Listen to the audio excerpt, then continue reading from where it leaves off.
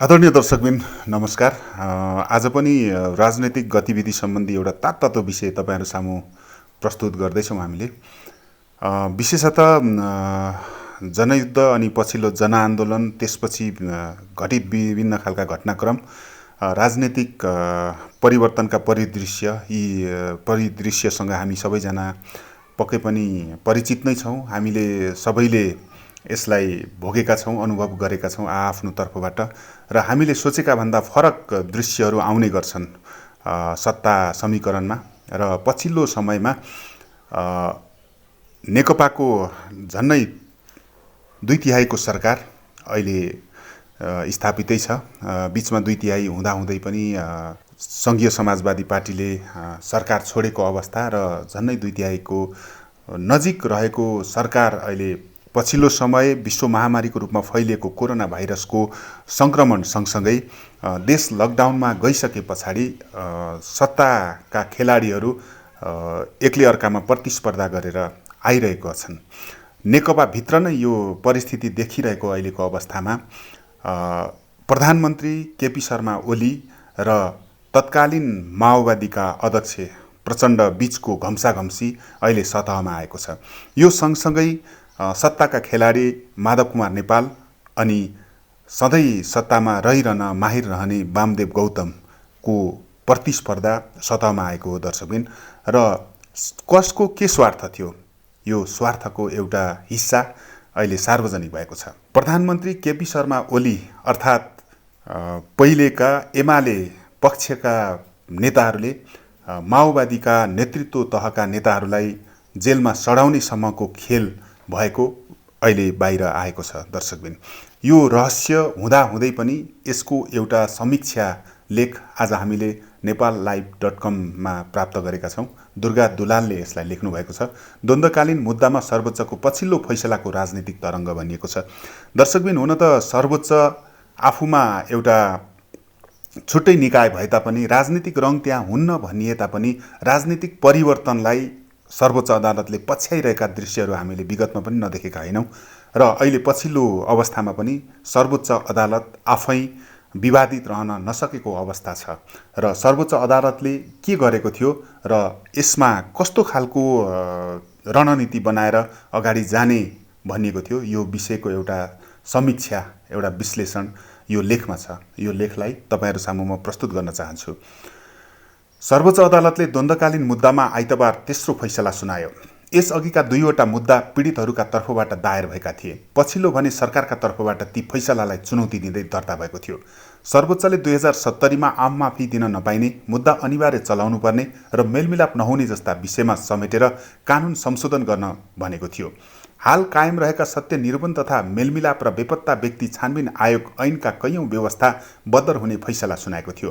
त्यसलाई चुनौती दिँदै सरकार सर्वोच्च पुगेको थियो। उसले सो फैसला त्रुटिपूर्ण भएकाले उल्टिनुपर्ने दाबी गर्दै मुद्दा हालेको थियो। 4 वर्षदेखि विचाराधीन रहेको यो मुद्दा मुलुक अप्ठ्यारो अवस्थामा रहेको बेलामा फैसला भएको छ। कोरोना भाइरसका कारण मुलुकमा लकडाउन चलिरहेको छ। अर्कोतिर नेकपाभित्र चरम आन्तरिक राजनैतिक द्वन्द्व चलिरहेको छ। नेकपाभित्रका पूर्व माओवादीसँग प्रत्यक्ष सरोकार राख्ने यो विषयमा द्वन्द्वकालीन अपराधमा संलग्न कसैले पनि उन्मुक्ति नपाउने फैसला भएको छ। माओवादी र एमाले भित्रको आन्तरिक द्वन्द्वलाई समेत जोडेर हेरिने यो विषयमा सर्वोच्चको पछिल्लो फैसलालाई अर्थपूर्ण रूपमा हेरिएको छ। सर्वोच्चको यो फैसलापछि अब सरकारमाथि स्थानीय र अन्तर्राष्ट्रिय रूपमा दबाव बढ्नेछ। यसअघि सरकारले सर्वोच्च अदालतमा मुद्दा विचाराधीन रहेको तर्क गर्दै ऐन संशोधनलाई टार्दै आएको थियो। अन्तर्राष्ट्रिय मञ्चमा पनि उसले यही तर्क अघि सारेको थियो। तर अब उसको यो तर्क समाप्त भएको छ। अन्तर्राष्ट्रिय समुदायले यो मुद्दालाई गम्भीर रूपमा लिइरहेकाले अब लकडाउन समाप्त भएसँगै ऐन संशोधनको अन्तर्राष्ट्रिय दबाव सिर्जना हुने निश्चित छ। त्यस्तै स्थानीय रूपमा पनि पीडितहरूले लामो समयदेखि सर्वोच्चको फैसला अनुसार ऐन संशोधन गर्नुपर्ने माग गर्दै आएका छन्। सर्वोच्चको फैसलासँगै अदालतमा मुद्दा बाँकी भएको भन्ने सरकार तथा कतिपय राजनीतिक पार्टीको तर्कको बहाना सकिएको छ। अब एकमात्र काम भनेको अदालतको 2070 फागुन 14 गते भएको फैसला अनुसार संशोधन गर्ने र द्वन्द्वकालमा मानव अधिकार हननका घटनामा संलग्नहरूको फाइल खोलेर अनुसन्धान सुरु गर्ने हो। 14 वर्षदेखिको राजनीतिक दाउपेच 14 वर्षदेखि जारी रहेको राजनीतिक दाउपेच आइतबारको फैसलापछि अब कार्यान्वयनमा जानुपर्ने चरणमा प्रवेश गरेको छ। सशस्त्र युद्धबाट शान्ति प्रक्रियामा आएको तत्कालीन नेकपा माओवादी र सरकारका बीचमा 2063 मङ्सिर 5 गते विस्तृत शान्ति सम्झौता भएपछि यो प्रक्रिया सुरु भएको थियो। उक्त सम्झौतामा 1 वर्षभित्र द्वन्द्वकालमा भएका मानवाधिकार हननका घटनाको छानबिन गर्न आयोग गठन गर्ने र 6 महिनाभित्र बेपत्ताहरूको अवस्था सार्वजनिक गर्ने भनिएको थियो। अन्तरिम संविधानमा 6 महिनाभित्र आयोग गठन हुने उल्लेख गरिएको थियो, तर निकै कसरत गरेर 8 वर्षपछि राजनीतिक भागवण्डामा 2 आयोगहरू गठन भए। तर 4 वर्षसम्म आयोग कायम रह्यो र बिना उल्लेखनीय उपलब्धि बिदा भयो। सरकारले फेरि नयाँ राजनीतिक भागवण्डा गर्दै आयोगमा पदाधिकारी नियुक्त गरेको छ। यो नियुक्तिमा पीडितहरूले प्रश्न उठाउँदै आएका छन्। 4 वर्षसम्म उजुरी सङ्कलन बाहेक अन्य काम गर्न नसकेका 2 आयोग पुनर्गठन र ऐन संशोधनको मस्यौदा बनाउन पीडितहरूले गरेको माग अस्वीकार गर्दै दलहरूले आफू निकट व्यक्तिलाई आयोग जिम्मा दिन प्रयासरत रहे। उनीहरू त्यसमा सफल त भए, तर सर्वोच्चले द्वन्द्वकालीन मुद्दामा उन्मुक्ति दिने कानुन ल्याउने बाटो पूर्ण रूपमा बन्द गरिदिएको छ। विस्तृत शान्ति सम्झौता पछिका 14 वर्षमा 11 प्रधानमन्त्री फेरिए भने 15 विभागीय मन्त्री बने। सुरुमा शान्ति मन्त्रालयको जिम्मेवारी रहेको सङ्क्रमणकालीन न्याय हाल कानुन मन्त्रालय अन्तर्गत थियो। हरेक सरकारले आफ्ना कार्यकर्ता जोगाउने र हात हाल्न नचाहेका कारण सङ्क्रमणकालीन न्याय समाधानतिर भन्दा पर धकेल्ने रणनीतिको शिकार भयो। द्वन्द्वकालीन मुद्दा किनारा गर्ने भन्दै सरकारले 2071 माघमा 2 आयोग गठन गरेको थियो। 11 प्रधानमन्त्री फेरिए, राजनीतिक सोच उही। विस्तृत शान्ति सम्झौतापछि सङ्क्रमणकालीन न्यायको क्षेत्रमा परेका मन्त्रालयमा 15 मन्त्रीले जिम्मेवारी सम्हालेका छन्। तत्कालीन रूपमा शान्ति मन्त्रालयको क्षेत्राधिकारमा सङ्क्रमणकालीन न्यायको मुद्दा पर्थ्यो। उक्त मन्त्रालयमा तत्कालीन विद्रोहबाटै आएका माओवादीका पहिलो रोजाइका नेताहरू जनार्दन शर्मा, वर्षमान पुन, पम्फा भुसाल, टोपबहादुर रायमाझी, सत्य पहाडी, विश्वनाथ शाहले जिम्मेवारी सम्हाले। नेपाली काङ्ग्रेसका नेताहरू रामचन्द्र पौडेल, नरहरि आचार्य र सीतादेवी यादवले पनि उक्त मन्त्रालयको जिम्मेवारी सम्हाले। हाल शान्ति मन्त्रालय खारेज भएपछि यसको जिम्मेवारी कानुन मन्त्रालयको भागमा राखिएको छ। यस अवधिमा पहिलो पटक डाक्टर बाबुराम भट्टराई प्रधानमन्त्री हुँदा ऐन मस्यौदा भएको थियो। पहिलो संविधान सभा विघटन हुन लागेपछि अध्यादेश मार्फत ऐन ल्याइएको थियो। उक्त अध्यादेशले कुनै पनि घटनामा दोषीलाई कारवाही गर्ने बाटो नराखेपछि पीडितहरू सर्वोच्च पुगेका थिए। सर्वोच्चले उक्त अध्यादेश नै खारेज गरेर नयाँ निर्माण गर्न भनेको थियो। सर्वोच्चको फैसलापछि नेपाली काङ्ग्रेसका नेता सुशील कोइरालाको पालामा सरकारले नयाँ ऐन जारी गर्यो। सरकारले आयोग गठन समेत गर्दै सङ्क्रमणकालीन न्याय सम्बन्धी मुद्दाको छानबिन सुरु गर्ने तयारी गर्यो। तर यसरी जारी भएको ऐन अपराधका घटनामा उन्मुक्ति दिने व्यवस्था समावेश भएको भन्दै पीडितहरूले सर्वोच्चमा मुद्दा दायर गरे। 2071 साल फागुनमा सर्वोच्चले ऐनका केही व्यवस्था खारेज गर्न आदेश गर्यो। यसबीचमा समस्या समाधानका लागि आयोग गठन गर्ने कार्यसम्म भए पनि यसको साँच्चै किनारा गर्ने पहल कुनै मन्त्री र प्रधानमन्त्रीले लिन चाहेनन्। सशस्त्र द्वन्द्वको अगुवाई गरेका पुष्पकमल दाहाल प्रचण्ड नै 2065 र 2073 मा 2 पटक प्रधानमन्त्री भए। उनी पनि यसलाई समाधानतिर भन्दा कार्यकर्ता र आफू जोगिने कानुन बनाउनेतिर केन्द्रित भएका कारण निष्कर्ष पाएन। सधैँ चासो दिने शेरबहादुर देउवा शान्ति सम्झौतापछि 2074 सालमा 1 पटक प्रधानमन्त्री भए, तर उनले पनि यसलाई समाप्त गर्न सकेनन्। यसैबीचमा माधव कुमार नेपाल, झलनाथ खनाल तथा बाबुराम भट्टराई भए। सर्वोच्च अदालतका प्रधान न्यायाधीश खिलराज रेग्मी मन्त्री परिषदको अध्यक्ष बने, तर मुद्दाले किनारा पाएन।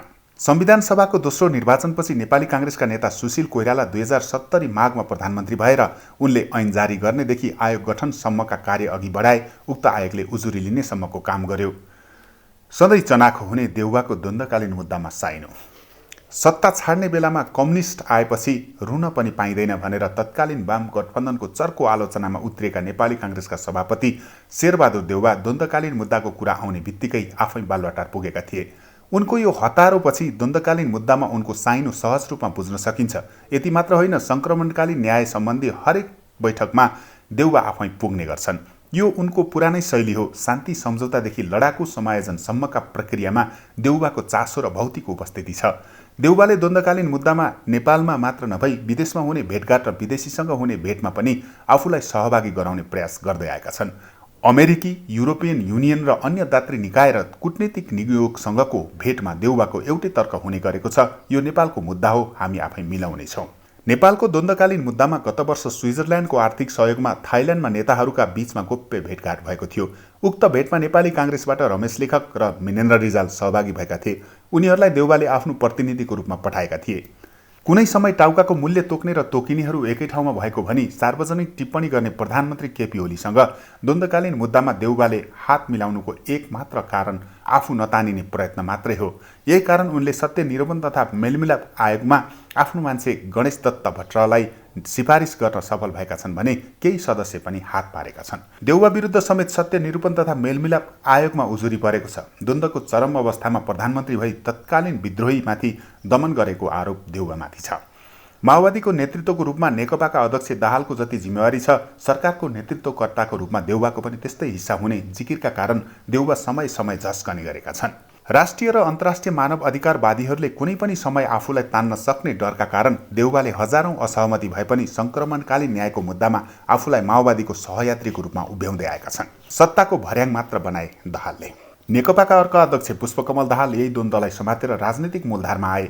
माओवादी विद्रोह हुँदै देशभर सङ्गठन भएको नेकपाको कार्यकारी अध्यक्ष भएका छन्। 2073मा प्रचण्डले तत्कालीन प्रधानमन्त्री ओलीमाथि अविश्वासको प्रस्ताव दर्ता गराउँदै दाहालले यही मुद्दालाई मूल विषय बनाएका थिए। सरकारलाई समर्थन गरेर प्रधानमन्त्री बनाउने हामी अनि द्वन्द्वकालीन मुद्दामा फसाउने प्रयास पनि हामीमाथि नै भइरहेको छ। सरकारमा केपी ओलीजी बस्ने र बाहिरबाट मानव अधिकारवादी र आफ्ना कार्यकर्ताहरू लगाएर हामीलाई द्वन्द्वकालीन मुद्दामा फसाउने दोहोरो खेल भइरहेको प्रति हामी सचेत छौँ। शान्ति प्रक्रियाको बाँकी कार्य सम्पन्न गर्न नेपाली काङ्ग्रेससँग सहकार्य गर्न बाध्य हुनु परेको हो। दाहालले संसदमा गरेको यो भाषणले उनी यो विषयमा कति चिन्तित छन् भन्ने देखिन्छ।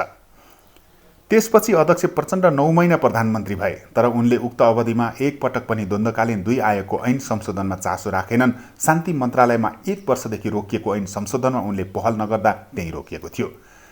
दाहालले बिर्से बाँदर मुडे। दाहालले प्रतिनिधि सभाको निर्वाचनमा चितवनबाट निर्वाचन उठ्ने भएपछि बहुचर्चित बाँदर मुडे घटनाका पीडितहरूलाई छिट्टै न्याय दिने वचनसहितको सम्झौता गरे। उक्त सम्झौता अनुसार दाहालले निर्वाचन समेत जिते, तर हाल उक्त घटनाका पीडितहरू एक आपसमा विभाजित भएर बसेका छन्। तत्कालीन समयमा दाहाललाई साथ दिने केही व्यक्ति त आफूमाथि धोका भएको सार्वजनिक अभिव्यक्ति समेत दिन थालेका छन्। सरकारमा जान सम्झौतामाथि सम्झौता। सरकारमा जाने बेलामा सङ्क्रमणकालीन न्यायका विषय उल्लेख हुने गरेका छन्। 2072 असोजमा पहिलोपटक प्रधानमन्त्री हुँदा केपी शर्मा ओली र माओवादीका बीचमा सम्झौता भएर सरकार निर्माण भएको थियो। पछि दाहालले नेपाली काङ्ग्रेससँग यस्तै सम्झौता गरेका थिए। यस्ता सहमति यसअघि विभिन्न समयमा भएका थिए, तर ती अलिखित थिए। यसअघि केपी ओलीको नेतृत्व सरकारमा जाँदा पनि द्वन्द्वकालीन मुद्दाको सम्बोधन गर्ने, घाइतेहरूलाई राहत दिने, अयोग्य पूर्व लडाकुहरूलाई व्यवस्थापन गर्ने र शहीद परिवारलाई उचित राहत दिने बुँदा समावेश भएका थिए। त्यसमा पीडित अन्तर्राष्ट्रिय समुदाय र मानव अधिकारवादी समूहले आपत्ति जनाएका थिए। उनीहरूले सर्वोच्चको फैसलालाई समेत संशोधन गर्ने सहमति गरेका थिए, तर सरकारमा गृह र कानुन मन्त्रालय दुवै पटक माओवादीकै भागमा परेको थियो। तर ऐन संशोधनको विषयमा सर्वोच्च अदालतको फैसला कार्यान्वयन महाशाखा, पीडित अन्तर्राष्ट्रिय समुदाय र सङ्क्रमणकालीन मुद्दा हेर्न गठन भएका 2 आयोगका पदाधिकारीले पटक पटक आग्रह गर्दा समेत माओवादीकै कारण रोकिएको थियो। माओवादी द्वन्द्वकालीन सबै मुद्दामा अनुसन्धानभन्दा मेलमिलाप गर्न सक्ने मुद्दा राख्ने पक्षमा थियो, तर एमाले त्यसलाई अस्वीकार गर्न सकिरहेको थिएन। एमाले अन्तर्राष्ट्रिय समुदाय र पीडितहरूलाई देखाउँदै आफूलाई बाहिर राखिरहेको थियो। सधैँ अल्मल्याउने रणनीतिमा तत्कालीन एमाले। माओवादी केन्द्र र नेकपा एमाले मिलेर नेकपा बनिसकेका छन्। उनीहरूको पार्टी एक नहुनुअघि द्वन्द्वकालीन मुद्दामा सबैभन्दा चर्को आलोचक एमाले थियो। हालका प्रधानमन्त्री केपी ओली सधैँ माओवादीप्रति आक्रामक देखिन्थे, तर सत्तामा जाने समयमा भने एमाले माओवादीलाई द्वन्द्वकालीन मुद्दामा सहयोग गर्ने वचन दिने गर्थ्यो। एमालेलाई माओवादीले नेता सहमति गर्ने र कार्यकर्ता मुद्दा उचाल्ने आरोप लगाउने गर्थ्यो। तत्कालीन माओवादीहरू मानवाधिकारवादीको नाममा एमालेका कार्यकर्ताहरूले विदेशी सहयोगमा द्वन्द्वकालीन मुद्दा उचाल्ने गरेको टिप्पणी गर्ने गर्थे। तर अहिले दुवै पार्टीहरू एक भएका छन्। तत्कालीन समयमा एमालेको द्वन्द्वकालीन मुद्दामा स्पष्ट अडानभन्दा अल्मल्याउने रणनीतिमा मात्र रहेको प्रश्न देखिन्थ्यो। सधैँ सशङ्कित तत्कालीन माओवादी।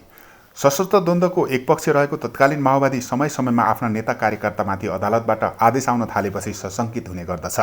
माओवादीले पत्रकार ढेकेन्द्र थापा, बाँदरमुडे बालकृष्ण ढुङ्गेल, अग्निसापकोटा फुजेल घटनामा यसको स्वरूप देखाइसकेको छ। राज्य परिवर्तनका लागि लडेका आफ्ना नेता तथा कार्यकर्तालाई प्रतिशोधको आधारमा कारबाही हुन लागेको उसको तर्क हुन्छ। यो अवधिमा सरकारमा पुगेका कसैले पनि यसलाई स्थायी समाधान गर्न भने चाहेनन्। अन्तर्राष्ट्रिय समुदायको चासो, सर्वोच्च अदालतको फैसला र राष्ट्रिय रूपमा समेत द्वन्द्वकालमा भएका मानवाधिकार उल्लङ्घनका घटनामा सहज मुक्ति पाउन नसक्ने अवस्था देखेपछि माओवादी आफूले चाहेको मोडलमा सङ्क्रमणकालीन न्याय हिँडाउन सकेको छैन। यही आशंकाका कारण बलियो शक्तिको रूपमा यसको समाधान गर्न एमालेसँग पार्टी एकीकरण गर्दै नेकपा निर्माण गरेको धेरैको आशंका छ। मूल रूपमा तीन पार्टीको आपसी स्वार्थ र द्वन्द्वका कारण सङ्क्रमणकालीन न्याय टुङ्गोमा पुग्न सकेको छैन। लहरो तान्दा पहरो आउने डरका कारण तैचुक मैचुकको अवस्थामा काङ्ग्रेस र तत्कालीन माओवादी रहेका छन् भने एमाले खेमाहरू अहिले पर्खर हेरेको रणनीतिका कारण मौन छन्। अब कसरी अगाडि बढ्ला? अहिले देशमा कोरोना भाइरसको महामारीका कारण लकडाउन चलिरहेको छ। यो समाप्त भए लगत्तै तातो राजनीतिक मुद्दाको रूपमा द्वन्द्वकालीन मुद्दाले लिने निश्चित छ। पीडित र अन्तर्राष्ट्रिय समुदायपछि एमालेको एक खेमाले यसलाई उचाल्ने निश्चित छ।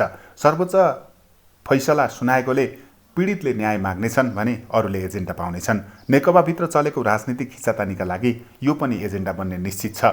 आयोग गठन भएकाले उसलाई दबाब सिर्जना गर्न पनि विभिन्न कार्य हुने निश्चित छ। नेकपाभित्र चलेको राजनीतिक खिचातानीका लागि यो पनि एजेन्डा बन्ने निश्चित छ। आयोग गठन भएकाले उसलाई दबाब सिर्जना गर्न पनि विभिन्न कार्य हुने निश्चित छ। आदरणीय दर्शकबिन, यो थियो नेपाललाइभ.com मा प्रकाशित एउटा समसामयिक लेख र नेकपाभित्र अब चल्न सक्ने एउटा विचित्रको खेलको बारेमा गरिएको एउटा विश्लेषण। यो कुरा अब कसरी अगाडि बढ्छ, यस मुद्दाले कुन रूप लिन्छ, त्यो भने हामीले हेर्न बाँकी नै छ। हामी यस्ता अन्य सार्वजनिक महत्त्वका विषयहरू तपाईहरु सामु फेरि पनि प्रस्तुत गर्दै जानेछौँ। प्रतीक्षा गर्न नभुल्नुहोला। धन्यवाद।